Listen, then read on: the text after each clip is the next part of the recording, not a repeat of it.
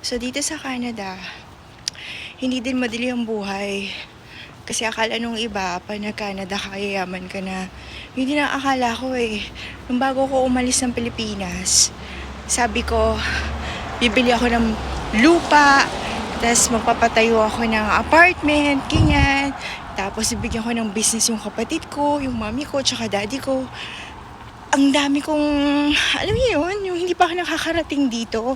Ang dami ko na kagad iniisip, ini-imagine, or hino-hope, inaasahan.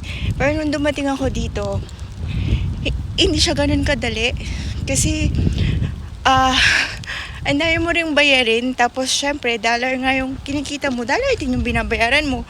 Yung renta dito, sa isang apartment lang. Sa isang parang studio apartment lang. Ganun. Parang kung nasa loob lang ng isang box. 40,000 na.